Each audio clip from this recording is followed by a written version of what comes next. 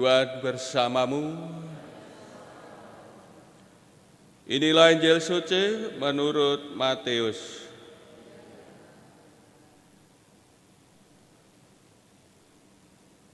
Ketika orang-orang Farisi mendengar bahwa Yesus telah membungkam orang-orang Saduki, berkumpullah mereka. Seorang dari antaranya, seorang ahli Taurat, bertanya kepada Yesus hendak mencobai dia. Guru, hukum manakah yang terbesar dalam hukum Taurat? Yesus menjawab, "Kasihilah Tuhan Allahmu dengan segenap hatimu, dengan segenap jiwamu, dan segenap akal budimu. Itulah hukum yang utama dan yang pertama. Dan hukum yang kedua yang sama dengan itu ialah, kasihilah sesamamu manusia seperti dirimu sendiri. Pada kedua hukum inilah tergantung seluruh hukum Taurat dan kitab para nabi." Demikianlah sabda Tuhan.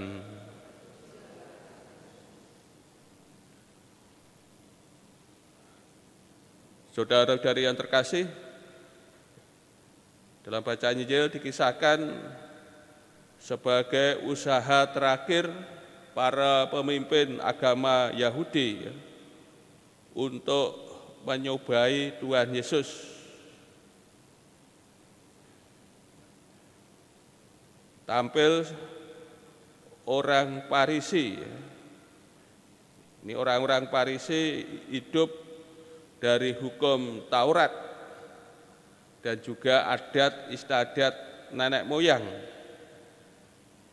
yaitu penafsiran dari hukum Taurat dan juga penjelasan-penjelasan dari beberapa hukum Taurat yang belum jelas. Ini namanya adat istiadat, ya, nenek moyang.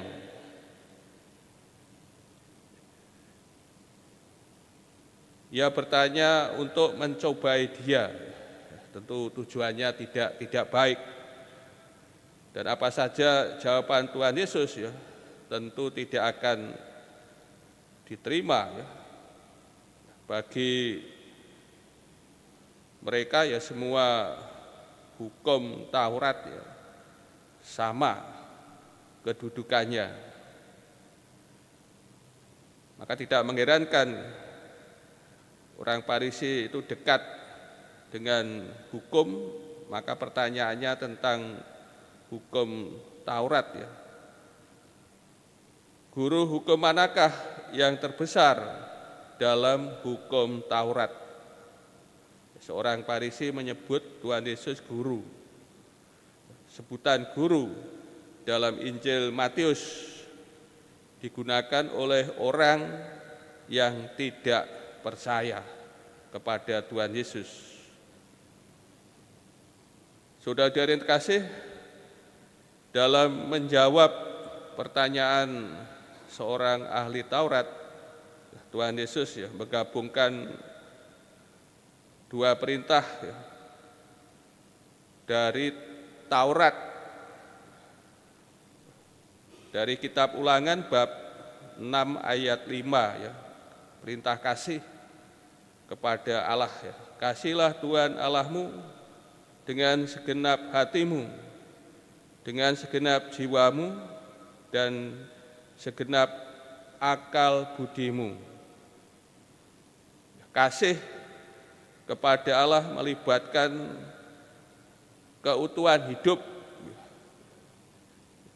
melibatkan seluruh diri manusia, ya.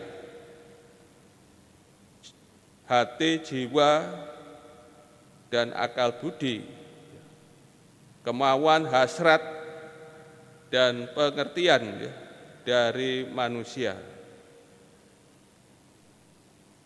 Itulah hukum yang utama dan yang pertama, yaitu mengasihi Allah dengan keutuhan atau seluruh diri manusia. Sebagaimana Allah telah mengasihi manusia secara total. Hal ini ditunjukkan oleh Tuhan kita Yesus Kristus dalam kasih-Nya kepada kita manusia secara total, habis-habisan sampai wafat disalib. Kasih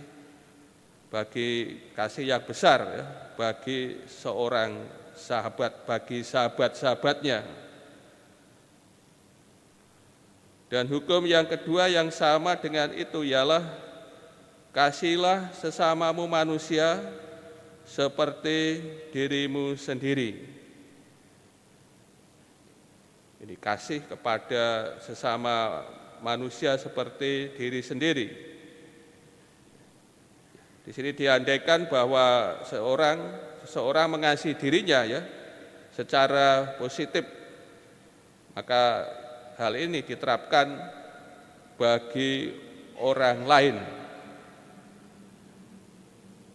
Kasih kepada sesama dalam Injil Matius ini juga mencakup mereka yang disebut musuh. Pada kedua hukum inilah tergantung seluruh hukum Taurat dan kitab para nabi. Saudara yang kasih, melalui Tuhan Yesus dalam pengajarannya kepada kita, kita diberi hal yang sangat mendasar dalam hidup kita, yaitu kasih yang bersifat ganda, mengasihi Allah dan mengasihi sesama. Mengasihi Allah nyata dalam kasih kepada sesama, dan kasih kepada sesama dijiwai, perlu dijiwai oleh kasih kepada Allah. Kita diberi hal yang sangat penting oleh Tuhan kita Yesus Kristus, dan inilah yang harus kita lakukan dalam hidup kita, hidup dalam kasih